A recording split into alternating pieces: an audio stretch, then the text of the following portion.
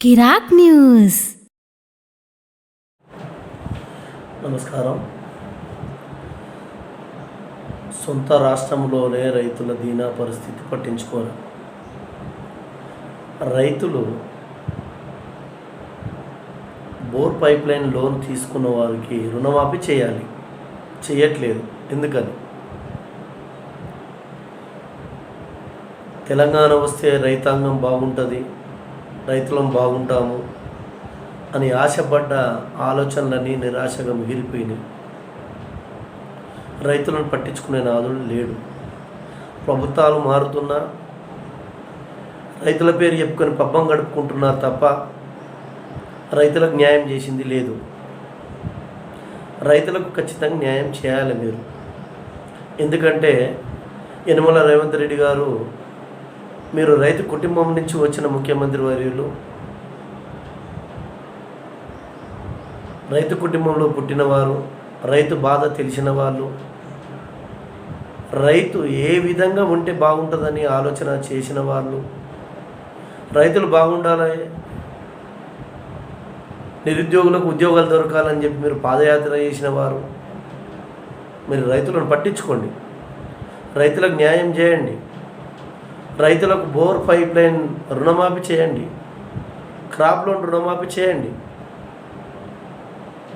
రైతులను ఆదుకోండి. మేము భారతీయ స్వదేశీ Congress party Telangana state working ప్రెసిడెంట్గా నేను రైతుల పక్షాన నిలబడతా, నా పార్టీ నిలబడుతుంది. మా పార్టీ అధ్యక్షుడు సంజయ్ అగర్వాల్ గారు కూడా మాకు ఆదేశాలు జారీ చేయడం జరిగింది. మా పార్టీ ప్రెసిడెంట్ గారు కూడా చెప్పడం జరిగింది, మేము రైతుల పక్షాన ఖచ్చితంగా నిలబడతాం. రైతుల రుణమాఫీ మీరు చేసేంత వరకు రైతుల ముందుండి అవసరం అనుకుంటే ధర్నా కూడా చేపడతామని ఈ మీడియా ముఖంగా చెప్పడం జరుగుతుంది. రైతులను ఆలోచించండి. మీరు ఒక ముఖ్యమంత్రిగా ఉన్నప్పుడు మీ ఆలోచన అనేది రైతుల మీద ఫస్ట్ ఉండాలి, నిరుద్యోగుల మీద ఫస్ట్ ఉండాలి. మీరు చేయండి. మీరు చేసినప్పుడే కదా ఇంకో 5 ఏళ్ళు మీరు ప్రభుత్వంలో ఉండేది. ప్రజలను కూడా ఆలోచించండి. మెయిన్గా రైతు రుణమాఫీ మాత్రం చేయండి, బోర్ పైప్ లైన్ రుణమాఫీ చేయండి, క్రాప్ లోన్ రుణమాఫీ చేయండి.